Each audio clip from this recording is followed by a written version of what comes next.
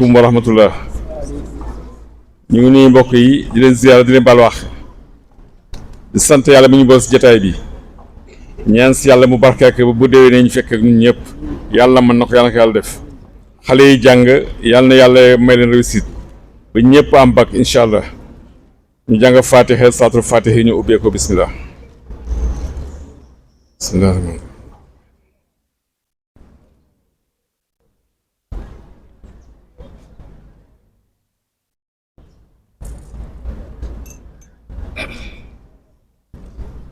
subhaana rabbika rabbil izzati amma yasifun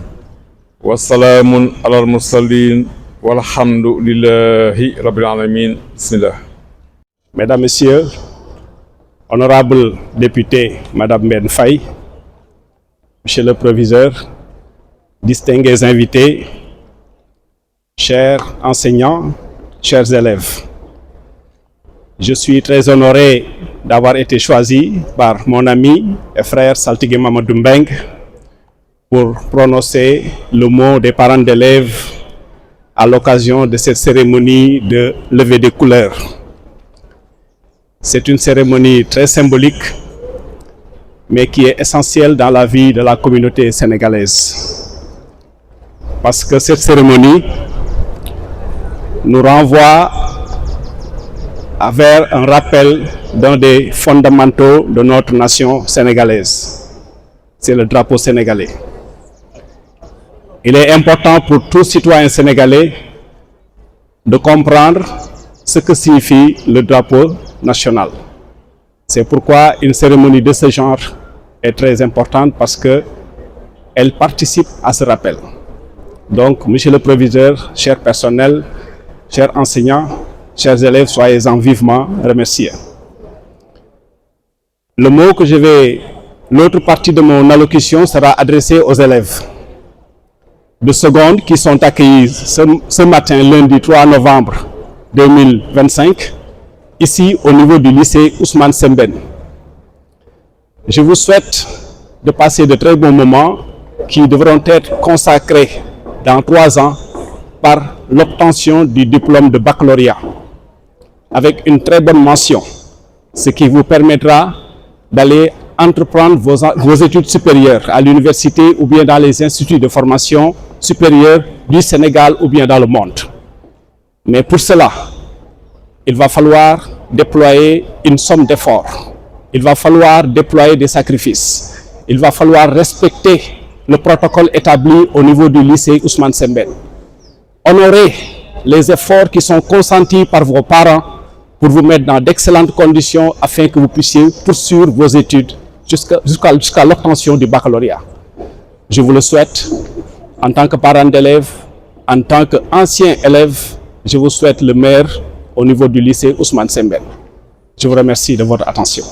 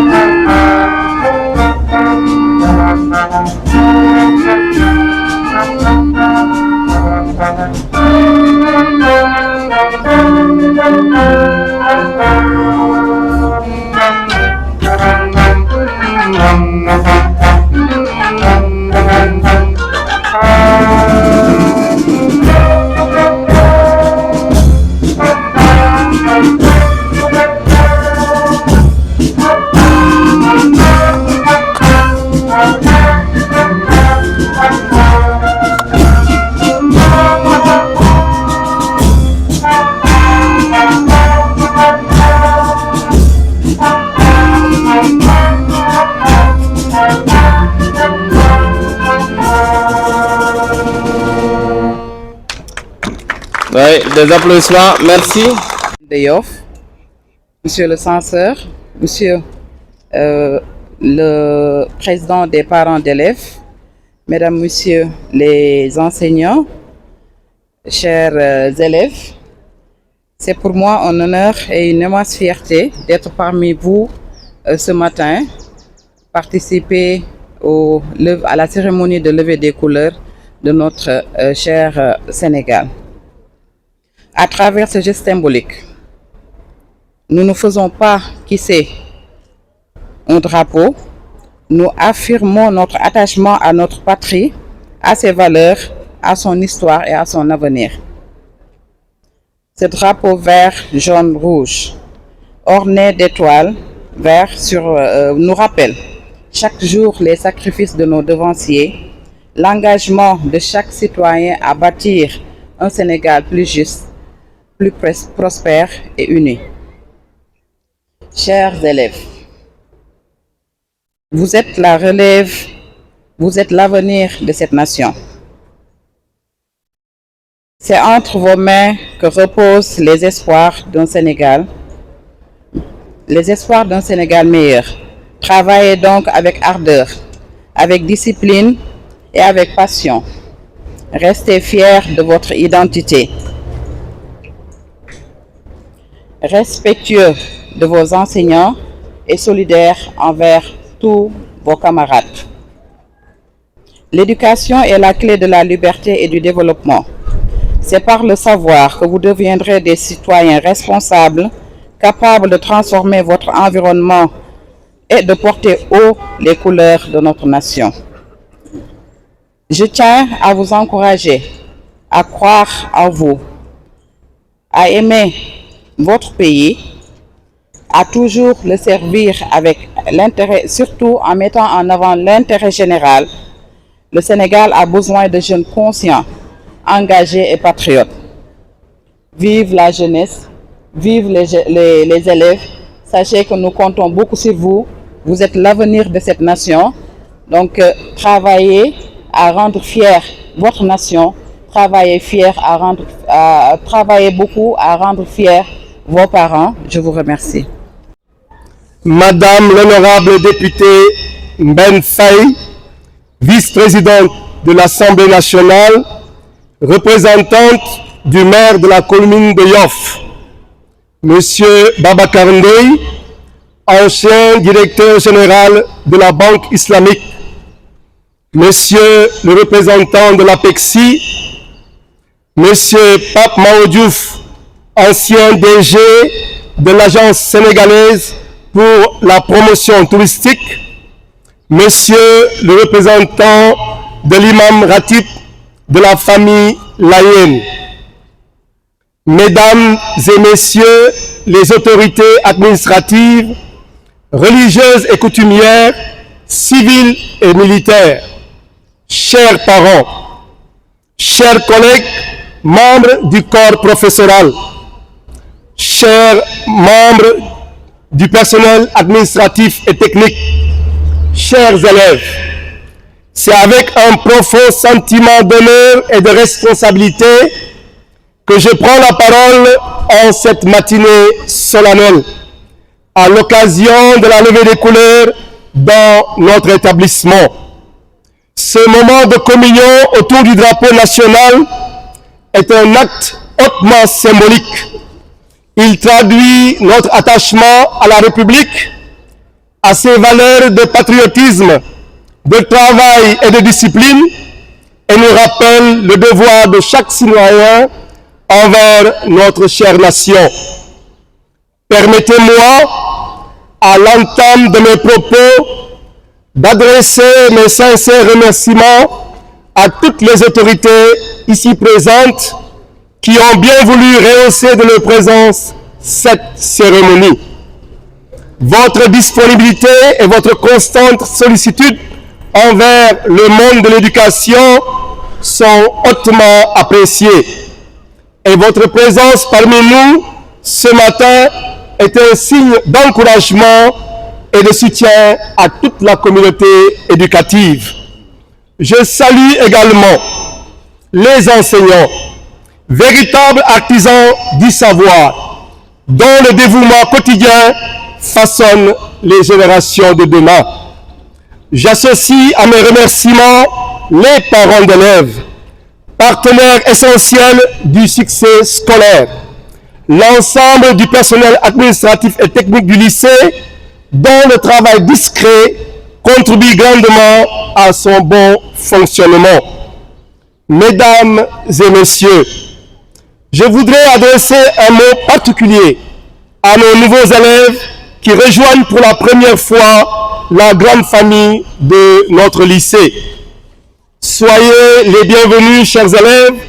dans cette maison du savoir où rigueur, discipline et excellence restent des piliers essentiels de notre réussite collective. Dans ce lycée Ousmane Sembène de Yoff, vous apprendrez non seulement les matières scolaires, mais aussi et surtout les valeurs fondamentales telles que le respect, la responsabilité, la solidarité et le sens du devoir. Vous faites partie désormais des ambassadeurs de ce lycée. Et chaque acte que vous poserez, chaque engagement que vous ferez preuve, dont vous ferez preuve, sera le reflet des valeurs qui nous sont si chères. Je vous invite à prendre connaissance et à respecter scrupuleusement le règlement intérieur du lycée, qui établit les règles de vie et de bonne conduite, respect des horaires, ponctualité, comportement exemplaire et attitude respectueuse en tout lieu, refus absolu de la tricherie, de la violence et de toute forme d'indiscipline, entre autres. Ces règles ne sont pas des contraintes, elles sont plutôt des repères pour votre réussite et votre épanouissement personnel. Chers élèves, l'année scolaire qui s'ouvre est un nouveau départ, une nouvelle opportunité pour vous affirmer pleinement et d'asseoir vos ambitions. Faites-en une année de réussite, de dépassement de soi et de fierté. Montrez par le travail et votre comportement que la jeunesse de notre pays est consciente de la responsabilité dans la construction d'un avenir meilleur. Le lycée, vos professeurs et vos parents croient en vous. Souvenez-vous que le savoir est une arme puissante et que la discipline est un bouclier. En ce jour de levée des couleurs, nous unissons nos voix et nos cœurs autour de ce symbole national qui incarne notre identité et nos espoirs collectifs. Que cette cérémonie ravive en chacun de vous l'amour du travail bien fait, le respect des autres, le sens du devoir et la flamme du savoir si chère à notre parrain Ousmane Sembène, qui continue d'inspirer toutes les cultures et de faire la fierté de l'Afrique. Vive le lycée Ousmane Sembène, vive la jeunesse, vive la République et que Dieu bénisse notre chère nation. Je vous remercie de votre aimable attention. fii ci lycée Ousmane Sembène ci lundi bi 3 novembre 2025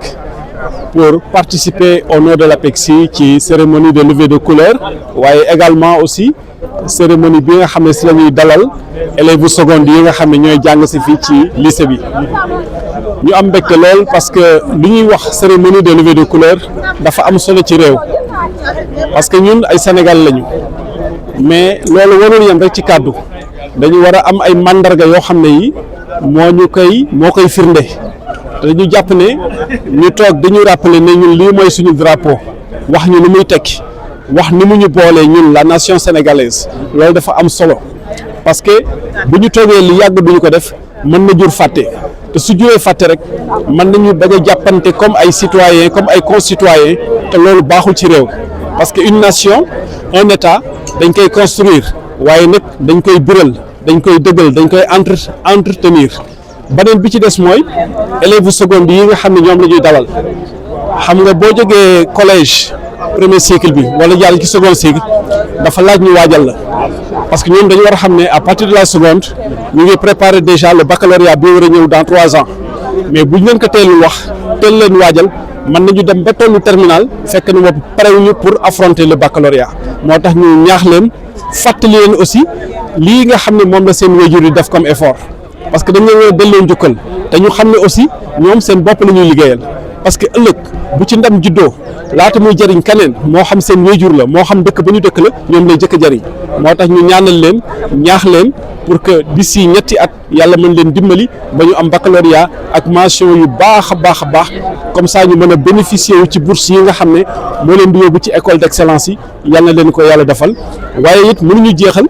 te gërëmuñu proviseur bi censeur bi personnel enseignant bi ak aussi parents d'élèves yi l'association des parents d'élèves avec saltige Mamadou Mbengue ak ñi leen di jàppale ñëpp ci ay personnes ressources tey jii fekk nañ fi honorable député Mbène Faye madame Mbène Faye fekk nañ fi suñu mag monsieur Babacar Ndoye fekk nañ fi suñu frère Pape Mawa Diouf fekk nañ daje nañ fi ak suñu frère Seyna Issa Laye Diop teewal fi xalif général des Layènes loolu lépp di ay xeetu mandarga yoo xam ne yi dafay wane cofeel bii askan wi am ci lycée bii di Ousmane Sembène di ñaan yàlla rek li ñu fi nisar lépp li ñu fi yéene lépp li ñu fi ñaan yëpp yàlla na ko yàlla barkeel te mu nekk njëriñu élèves yi ak ñi fi nekk yëpp di jàngale asalaamaaleykum wa rahmatullah. waaw kàddu yi ñu si mën a sànni kàddu yu ngërëm la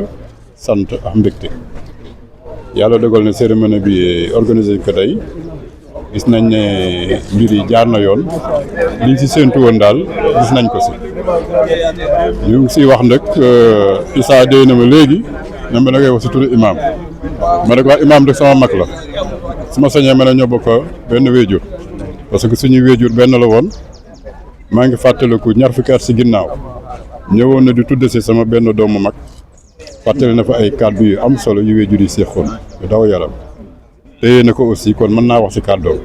naa ko nangul donc ñu ngi gërëm ñëpp di sant ñëpp aussi moom imam kontaan na aussi si école bi parce que école bi dinañ jëflante ak moom loxoom joxul si école bi ak ñaanam mu ngi ko siy def guddi bëccëg subax ngoon barka démb lañ fa mujje bi ñu amee kilifa yu bees ànd ak saltige Mamadou Mbengue Issa mi introduire ñu mu recevoir ñu ñaanal ñu dalal ñu loolu aussi moom xam naa ne xolam sedd na si dañuy ñaan yàlla rek kànd gi yàgg mu ñuy dolli gunge dolli ñu ñaanal mbir mi gën a rafet gën a baax li ñu amoon si résultat daaw bu di ko feete yàlla may ñu lu ko sut suñu jot barke Baye barke Rougla Issa jërë ngeen jëf ci laaj bi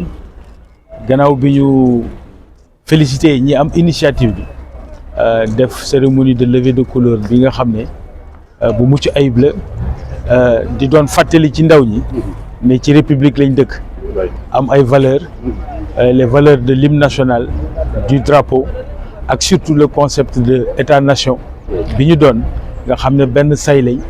doon benn xol doon benn yéene ci suñu réew muy defar su ko defee nag fii ci lycée Ousmane Sembène bu Yoff su association parents d'élèves yi le corps professoral le proviseur ak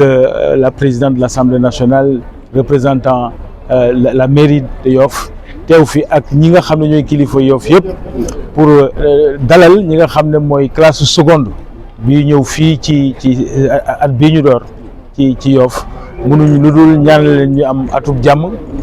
te it ñu dégg li nga xam ne mooy message yu seen proviseur nga xam ne principalement mooy ñu jël xam-xam def ko ngànnaay ba pare jël discipline yar ak teggin def ko li nga xam ne mooy seen karange mu doonoon message bu am solo yu di leen féliciter te yaakaar ne dina am ay valeurs éducatives yu mucc ayib yu fi génn te ndaw yi tamit dinañ jëriñ Yoff jëriñ seen nation muy Sénégal ñuy féliciter ñëpp nga xam ne njabootu xalif bi tam ñëpp teew nañ fi waa Kër Layène jërëjëf. tey xale am na xale yoo xamante ne seconde la ñu nekk ñuy door a ñëw d'ailleurs ñu leen doon dalal ban message nga leen war a nga am pour envoyer leen ndax demaat nañu si beneen cycle beneen niveau par rapport ak seen daan. waaw xale yi nga xam ne nag ñooy def seconde ren ñu di leen féliciter ndax jàll nañ benn étape di leen ñaax tamit ci étape bi nga xam ne moom lañ toll muy seconde jëm terminal njàng moom noonu la xam-xam amul limite saa yoo bëggee doole xam-xam rek di nga ko mën a doole étape bu lycée nag étape bu particulière la ñu di leen encourager pour ñu topp seen i kilifa seen i professeur topp seen i tekkal te ngànnaayoo li nga xam ne moom la leen proviseur bi wax nee na xam-xam ngànnaay la ci àddina waaye teg na ci tamit ne discipline mooy yar ak teggin loo xam ne la day doon sa bouclier ci àddina yaakaar naa ne mooy message bi ci ëpp solo ci li ma dégg te mu jógee ci monsieur Faye c'est du proviseur u lycée bi jërëjëf merci. dañuy saluer initiative bi parce que cérémonie de levée des couleurs yaakaar naa ni dafa nekk lu am solo lu nga xamante ni le président de la République santaane na ko ñu koy wëyal di ko def tous les lundis mais baax na élèves yi ci milieu scolaire bi mu nekk lu nga xamante ni dañ koy perpétuer di ko def régulièrement parce que c'est des actes civiques yu nga xamante ni dafay yokk xale yi seen cofeel ci suñum réew waaye chaque fois rek am na message yu am solo yu nga xamante ne war nañ ko ci mën a délivrer mu jëm ci gën a ñaax ci xale yi pour ñu am beaucoup plus de civisme ndax yaakaar naa ne loolu la ñuy xaar ci citoyen bu nekk di wax rek ni ñu ngi dalal le nouveau proviseur le censeur ñoom ñëpp ñu ngi fi ñëw bees ñu ngi leen di dalal di leen ñaanal tànk yi nga xamante ni seeni prédécesseur jaar nañ fi ba mu jural leen ay résultats yu am solo ci baccalauréat bi passé ñu ngi leen di ñaanal ñoom yàlla na ñu am succès vraiment bu ñu gën a kawe ñu ngi koy souhaiter élèves yëpp ñu am vraiment un très bon taux de réussite ci année scolaire bi nga xamante ni moom la ñu dugg en profiter pour dalal aussi les nouveaux élèves de la classe de seconde yi nga xamante ni tey cérémonie bi c'est à leur honneur ñu ñëw pour dalal leen ñëw pour wax dëgg yàlla saafonte ak ñoom école établissement bi dalal leen proviseur bi véhiculer un message important bu nga xamante ni dina leen booster dina leen gën a ñaax mais dina leen xamal aussi que ni jàng rek la ñuy xaar ci ñoom et dinañ leen accompagner ba nga xamante ni toutes les conditions seront réunies pour ñu mën a jàng ba mën a am résultats yi nga xamante ni moom la ñu bëgg vraiment ñu ngi leen di jaajëfal c'était un plaisir ñu ñëw participer ci di ñaax xale yi surtout ñu déglu li nga xamante ni mooy message yu important yi fi jóge kilifa yi yëkkati ko fi mu jëm rek ci solidarité ci seen biir mu jëm ci discipline mu jëm ci vraiment travailler mu jëm ci lépp lu nga xamante ni rek mooy acte civique yu nga xamante ni xale yi war nañ koy mën di def mais aussi surtout ñu xam ni ñoom ñooy avenir u réew mi et ñu ngi compter bu baax ci ñoom pour que ñu jàng pour mën a assurer relève bi nga xamante ni moom la Sénégal gi yëpp di xaar ci ñoom muy une jeunesse consciente bu nga xamante ni bu ëllëgee dinañu mën a yor réew mi ci anam yu mucc ay. Asalaamaaleykum mbokk Yoff maa ngi tudd Papa Maguette Diène nekk président wu association des élèves étudiants de Yoff ma ànd ak sama ay collaborateurs ñu ñëwoon tey ci cérémonie bi nga xamante ne levée des couleurs bu lycée Ousmane Sembène bu Yoff la tout d'abord ñuy jox suñu mot de bienvenue au nouveau proviseur mais aussi aux élèves de seconde ñu leen di wax juste rek que ni jàng bi moom il suffit juste nga am concentration ba pare am énergie boo xamante ne da ngay mën a maintenir pour mën a continuer et ci loolu li la koy may dëggantaan mooy di gëstu xam-xam moom pour nga kii ko il faut nga koy suuxat perpétuellement ñu leen di wax ngeen gën a gëstu sur wàllum documentation di dem ci ay bibliothèques di fréquenter des associations pour mën a développer beaucoup de choses yoo xamante ne mën na leen permettre ngeen seen jàng gën a évoluer au corps professoral ñu leen di wax ñu gën a accompagner xale yi jàppee leen comme seen ay doom nga xam ne lycée bi benn lycée de ci Yoff te bu ñu sañoon day doon une école de marque ba ku fi dugg rek dañ naan kii bu toolee terminal bac moom mention la ñuy wax mais duñu wax sax mention passable mais une mention boo xam ne très bien wala assez bien et aussi nous profitons de l'occasion pour féliciter les mentions très bien et bien de cette année di wax que ni levée des couleurs bi am na solo activité yu mel nii la ñuy xaar lycée bi ndax dina gën a tax xale yi daal di nekk ci dynamique bu baax ndax boo miser sur une jeunesse saine plus tard mën nga am dëkk boo xamante ne wala communauté boo xamante ne day gën a marquant sur le plan du développement. waaw bu ginnaaw bu ñu nuyoo ñëpp di ziar ñëpp di sant yàlla bu baax a baax ci tey li ñu fi dajale muy un acte civisme mooy ñu def levée des couleurs pour une première fois depuis ñu jiite école yoo fi ça fait plus de 15 ans pour une première fois ñu def innovation boobu loolu nag bu ñu ko defee c'est le nouveau proviseur il a initié ànd ak parents d'élèves bi ñu sant partenaires yi ñu fi àndal yëpp gis ngeen autorités yi fi ñëw vraiment jàmpoon na 8 heures koo si invité mu ñëw rek kooku fonk na la kon ñi fi teew ñëpp ñu ngi leen di sant bu baax a baax di ñaanal proviseur bi ak le nouveau censeur monsieur Badji ñu dal ak jàmm fii si Yoff di village boo xam ne depuis 1432 lañ ko fondé moo jiit si Ndakaaru kon lépp lu éducation war a jox réewam rek war nañ ko jox waa Yoff kon ñu ngi leen di dalal ñaanal leen si initiative yi mu am